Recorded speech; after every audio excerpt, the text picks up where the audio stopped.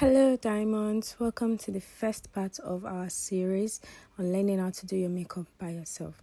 So this is my client. She has full brows and I thought to use the opportunity to do a tutorial. So we're starting off by trimming off the excess on the lower brows. So this line that I'm creating is where you're supposed to cut off every excess. So you're going to start off by trimming the excess at the back of the brows.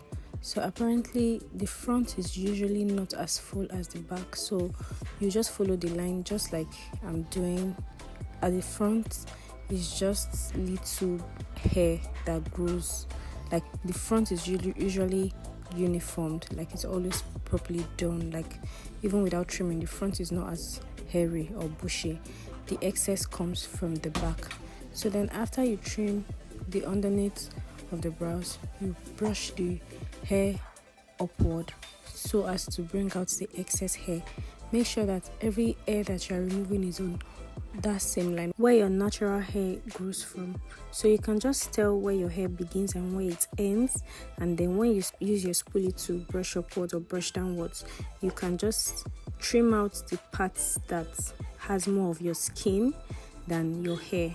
That's how you know you have excesses. So when you brush down as well, you'd see where the excess is. If you don't understand this first brow, we'll do the other one and it's more explanatory, so stay with me. So I'm going to brush downwards now so you can see what I'm saying. You can see that there's a part where skin is showing more and then the hair just comes out a little bit on the skin. That's literally where you're trimming off. Wherever you see hair on the skin, the excess, that's where you're trimming off. So just the excesses and stay on that straight line. Don't over trim your brows. So this is just for precision. So some people grow hair on their forehead in the middle of the bridge of their nose, and then you need to take that off so that after the makeup, when powder touches it, it doesn't start looking very hairy and somehow. So I take those hairs off as well. So we'll compare it to the other side and then you see like it's more explanatory here. You can see where I'm about to trim. Forget that our brows are microbladed. You can just tell that there's not much hair in this part that I just trimmed, and the front still looks at least neat. You can tell from the beginning of the brows where your hair is supposed to start growing from, where the straight line is supposed to begin from. When you are trimming from the top as well, just stop where there's like full hair.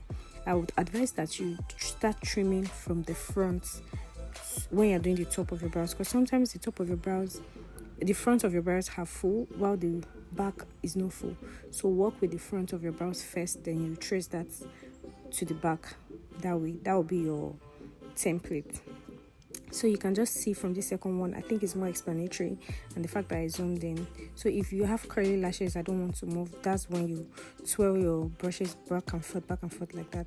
So you can see that I'm not cutting below her hair, I'm just working around her hair, like where her hair is growing from.